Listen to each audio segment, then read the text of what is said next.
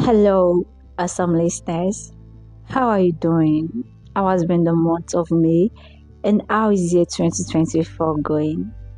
Me, I've been doing great. The month of May has been a wonderful month to me, my friends, and my family. It's been a great month. I've had time that I laughed so hard. I've had moments where I was happy, excited. I felt joyous, I felt hopeful, and at the same time, I felt loved. But at the same time, I've cried. I've had moments that I was down. I've had moments that I felt hopeless.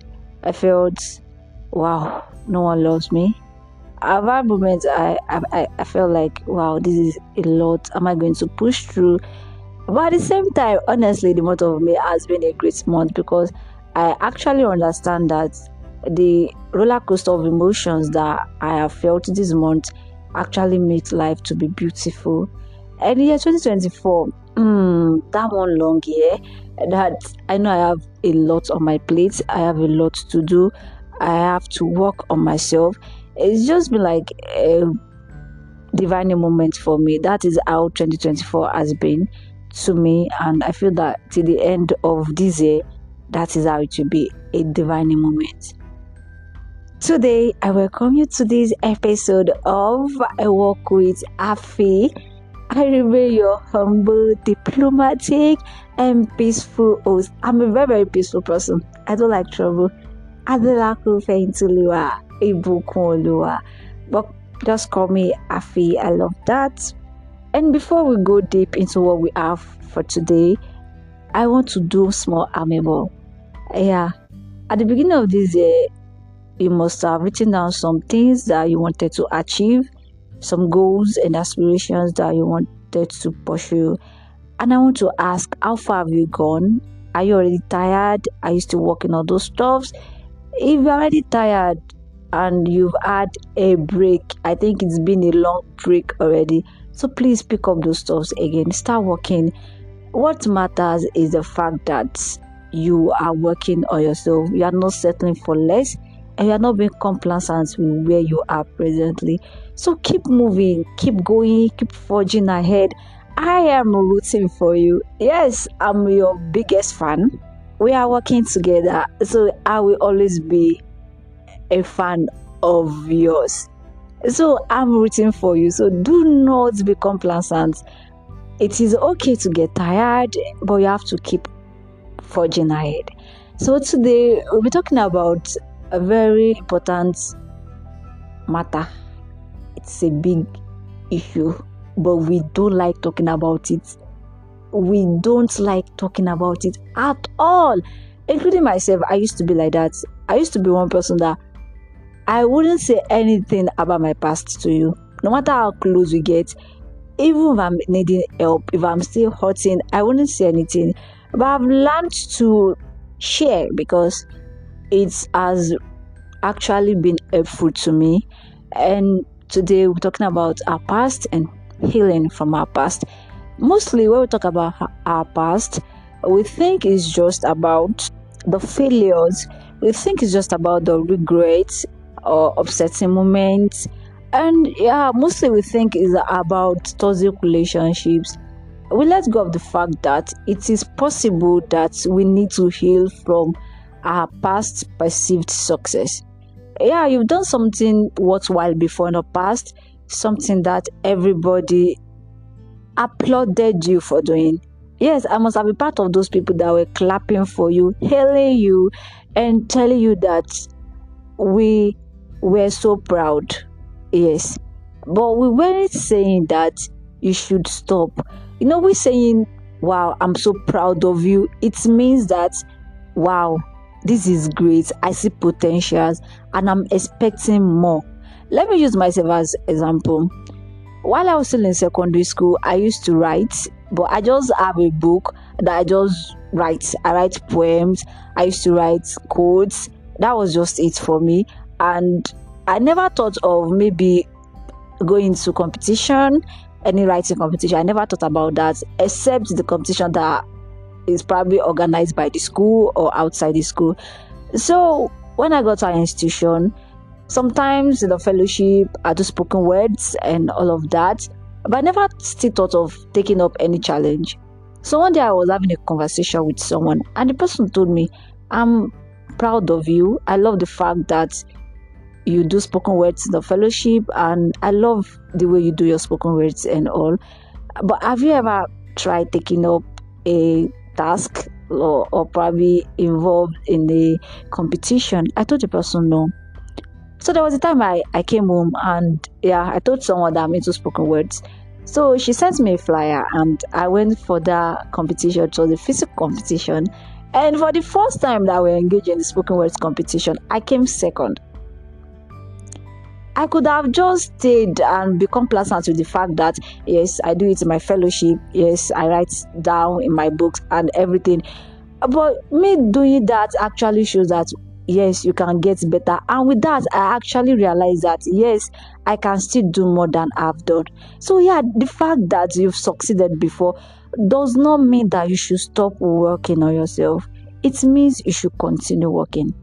And sometimes about failure, you failed before and you think that label you as a failure. Honestly, that is not who you are. You failing at something actually shows that you can get better and probably be the best at that stuff. Let's look at a child that is learning to walk. The child will fall over and over again, but with time the child will get better. With time the child will not need the support of anyone to walk.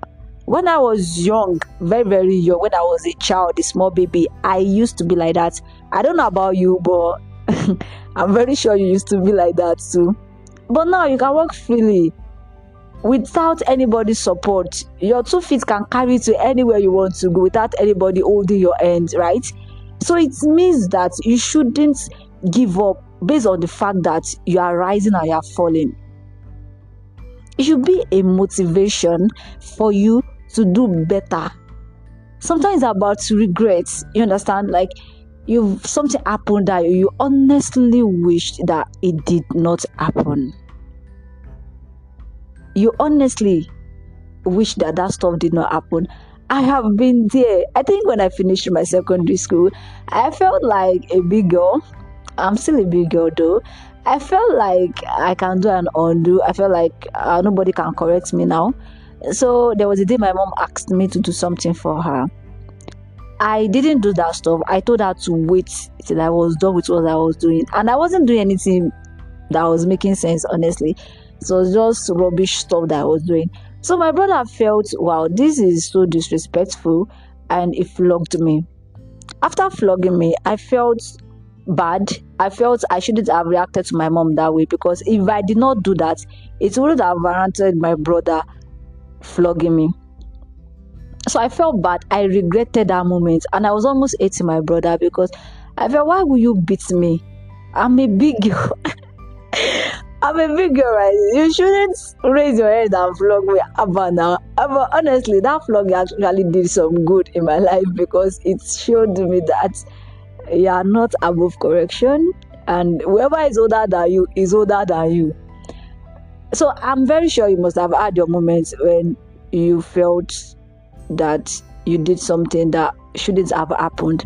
It is fine. It has happened already.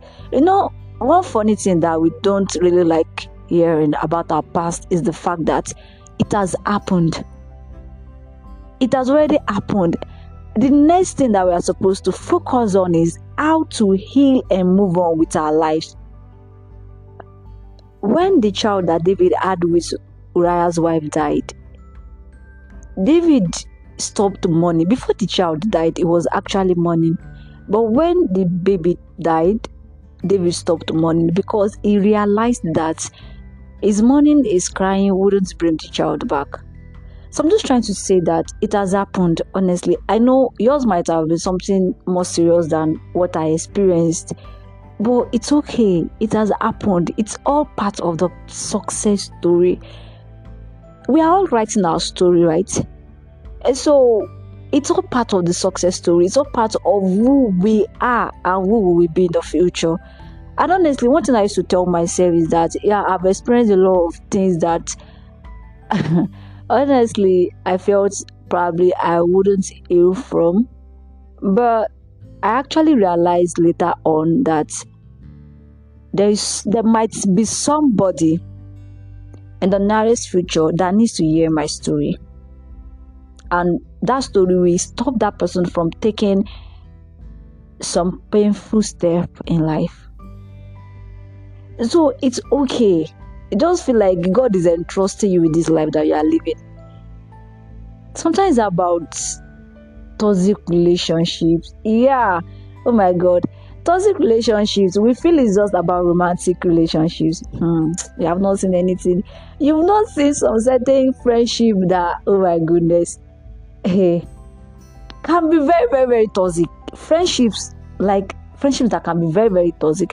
I've engaged in some kind of friendship that made me feel like, wow, I'm not going into the business of friendship anymore. I'm not going to do this. But honestly, yeah, I've learned a lot of things from those kind of friendship. Fine, friendship is supposed to help you grow, help you to believe more in yourself, help you to see potentials that you are not seeing in yourself. But some friendship, they don't even allow you to talk. You don't even have a mind of your own. They feel you are below them. Or, I don't know. There are just some certain people that we call our friends that honestly we shouldn't move close to them. And if you have been in that kind of friendship before and you've probably break free from that kind of friendship, you need to heal from that kind of friendship. You should forge ahead. It doesn't mean that there aren't people outside there that want to be your friend and love you the way you are. We have business relationships that are very, very toxic. Your business partner that refuses to give you your own share of the profits, and you feel, wow, I'm never going to do this again. I would rather source for fund on my own and do business. I will never call someone to come and pull resources together for us to go into a business. But there are still people outside there that are willing to have something to do with your business, invest, and not be so hungry after your money. Some people can be so hungry after your after your hard earned money. Yeah, there are people like that, but that doesn't mean that there aren't other people that are opposite of them. There are other people that are actually interested in your growth. Sometimes about family. God, we've heard about fathers molesting their daughters. We've heard about mothers raping their own sons. In fact, it's so disheartening that these things are happening. So it means that your family can be toxic too. You must have had a family member that said something to you when you were way younger, and that thing kept on ringing. Even up to now, it's still ringing, and you feel that is actually who you are. Honestly, let me tell you something. Whatever they say, that is their view about you. Do you have your own view about who you are? I think before we start living what people say about us, we really need to criticize what they've said about us and our own view about ourselves. Yes, I know it's not easy. When I was younger, a family member once said to me, I used to be a chatterbox actually those times. Oh my goodness, I used to talk a lot. So this person said to me, everybody that I know that talk, they are brilliant set of people, but you just talk. You don't know anything. Wow, that hot guy. I felt so bad. I withdrew totally from people. I just created a shell and I had to enter that shell and just stay there. I felt, wow, this is the end. I'm not going to relate with anybody again. I'll just be myself. And I think at some point, a teacher of mine noticed that and we had a conversation. And after opening up to my teacher and everything, I realized that, okay, that is what the person is thinking. But that is not who I am. What is said actually helped me to, you understand, work better on my academics. And I made sure that I did not fail. Those words were painful, but I had to change the narrative. I had to own the narrative myself. I had to change what the person said into my own favor. So that was a family member that said something that bad to me. So it must have been something worse than what I've experienced on your own side. But I'm telling you that you can own the narrative. I'm telling you that it is possible for you to heal from that. The point is, when we don't heal from our past, it affects our present and it has a lot to tell about our future. It has a lot of ways where it affects our future. So we really need to understand what has happened to us in the past. We need to understand how it is affecting us presently. We become so insecure. We don't trust anybody. We feel everybody is out there to attack us. I feel there is nobody out there that is willing to be a friend. Everybody is our enemy. No, that is not it. But that is what we are thinking right now because of what we experienced before in the past. You know this popular saying of fear women, every woman is a slut. Don't trust guys, you can marry them but just collect their money. Don't trust them. Don't love a woman, just get her to have a baby with you and probably fight for divorce after 10 years or 5 years of the marriage. Why? I think it originated from someone's pain. The person must have had a very terrible past or experience with the opposite sex, and the person started this campaign of every woman is a slut, this campaign of you can marry a man but don't ever fall in love with the man, this campaign of yes you can marry a woman but don't ever trust her. And most of us, even you that nobody in this life has done you any bad, probably any relationship, you are also saying the same thing, and before you know it, the relationships that you are supposed to build, that you are supposed to allow to flourish, you destroy that good relationship with your own two ends just because of somebody's pain. So I'm saying that all these things, all our past, has a way of affecting our present. Become so insecure, we don't trust anybody, we have bad relationship with people.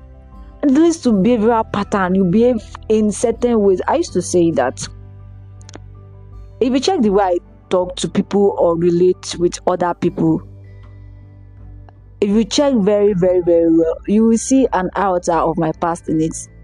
Now, the point is, it's either in a positive way or a negative way.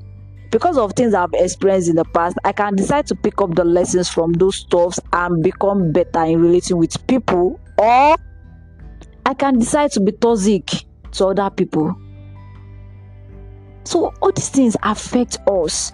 So don't feel like, yeah, I will just allow bygone to be bygone. How will bygone be bygone when you don't address it? So we really need to address the past. We really need to think about how the past is currently affecting us before we can even talk about healing.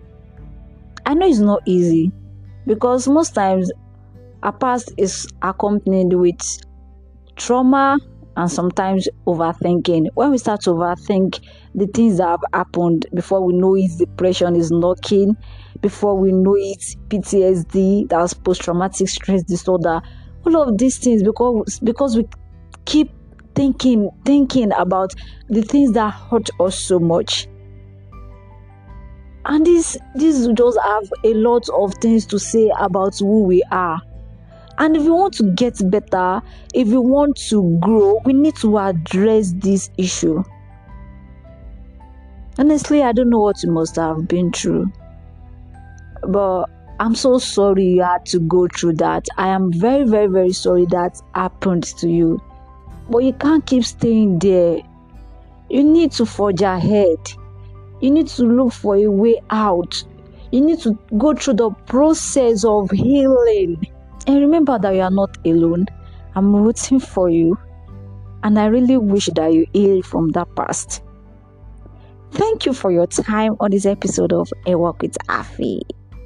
Remember, it doesn't end here. Honestly, remember to remain curious as to what our next episode will be. Let me give you a tip.